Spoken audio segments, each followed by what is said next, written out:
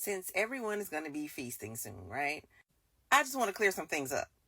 As an African American woman, I think we need to revisit African American food for just 1 second, okay? So, way back in the day, during the times of enslavement of African Americans, right?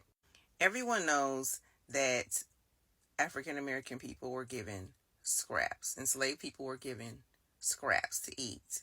And they made well with those scraps, okay? It was even documented by Booker T. Washington himself that he barely ate any meals. Barely. Because they'd always want his mother to go out. And sometimes she didn't have time to even prepare him anything, right? So he was really hungry. However, one thing isn't mentioned, and I think people just forget about it altogether, is that despite the fact that it was illegal, basically, for enslaved African Americans to get anything other than scraps, right? It just wasn't the thing to do, right? That doesn't mean we didn't cook everybody else's food. It seems to me that a lot of people forget that it was enslaved black people who were making the cuisines. It really was. African Americans knew how to make something from nothing, but we also knew how to make something out of something, okay? Both the field enslaved and the house enslaved, they knew how to cook. And they knew how to nourish themselves enough to survive. Those several passed away during the hardships of slavery. So let's return to the kitchen, right? Where African Americans, enslaved African Americans, they were the ones cooking, the chefs, all the way through the White House, okay? It wasn't white people in the kitchen. It was black people in the kitchen. And those huge feasts, yeah, African American. We put our spin on it, including ice cream. The kind you eat today. Yeah, that's an African American recipe.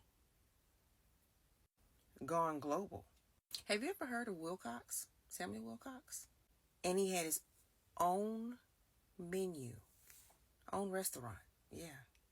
And it wasn't from scraps. It was from, he was serving up some lamb. He was serving it up.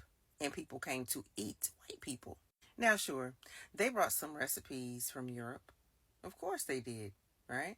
However, those recipes ended up changed dramatically, okay? Especially when those recipes were in black folks' hands, all right?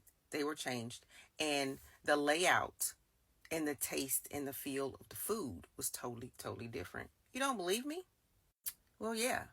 American cuisines are largely influenced by African Americans. Yeah, there was something called receipt books where they would keep the recipes in, right? Those recipes went from European to African American. See how that works? Even the way we fry chicken, guess where that came from? All that juicy, delectable. Guess where that came from? African Americans.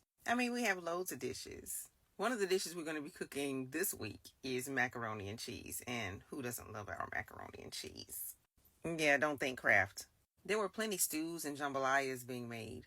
So remember, African American soul food, it goes way back.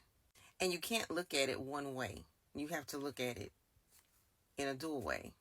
Yes, we were given scraps to eat, which we made taste good. But we also were the ones creating those magnificent feasts that everyone enjoyed and still enjoy today that weren't made of scraps. Therefore, when you travel around America, make sure you remember, if it tastes really good, and I mean exceptionally good, it's the recipes of the African American black enslaved that America has always enjoyed. And I'm not sure why they tried to write us out of that too. But yeah, we've been here.